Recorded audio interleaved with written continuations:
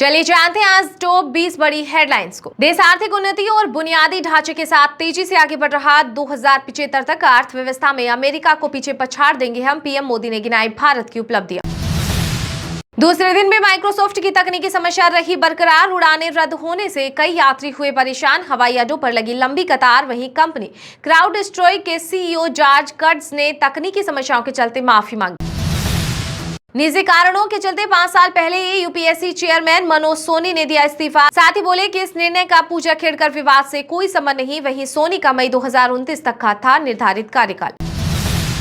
दलीलें और फैसले टाइप करेगा एआई। दिल्ली हाईकोर्ट के एक्टिंग चीफ जस्टिस मनमोहन ने 30 हजारी कोर्ट में हाइब्रिड मॉडल का किया उद्घाटन। दिल्ली की 691 जिला अदालतों को भी मिलेगी ये सुविधा। केजरीवाल जानबूझकर वजन घटा रहे। दिल्ली एलजी के सचिव ने सीएम पर लगाया बड़ा आरोप। साथ ही चीफ सेक्रेटरी को चिट्ठी लिखते हुए कहा कि सीएम केजरीवाल ने 38 दिन तक तीनों टाइम कम कैलोरी की डाइट ली है।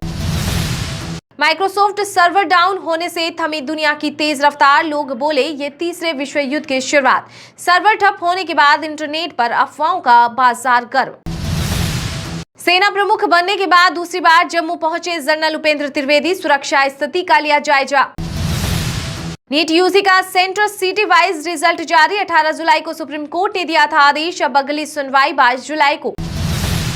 हार्दिक से तलाक के अनाउंसमेंट के बाद सर्बिया पहुंची नताशा। होम टाउन में बेटे के साथ बिता रही क्वालिटी टाइम। जिम में वर्कआउट करती आई नजर।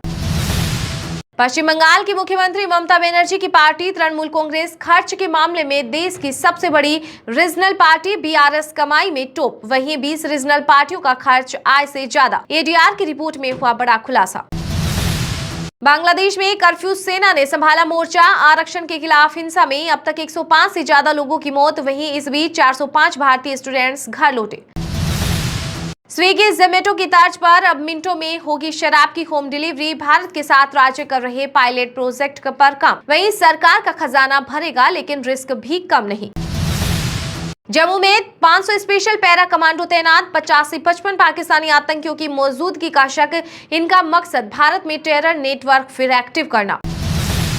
भारतीय पैरालंपिक समिति के अध्यक्ष देवेंद्र झाझड़िया ने जताई पैरालंपिक में भारतीयों से अच्छे प्रदर्शन की उम्मीद। बोले कि हमारा स्लोगन है आपकी बार 25 पार।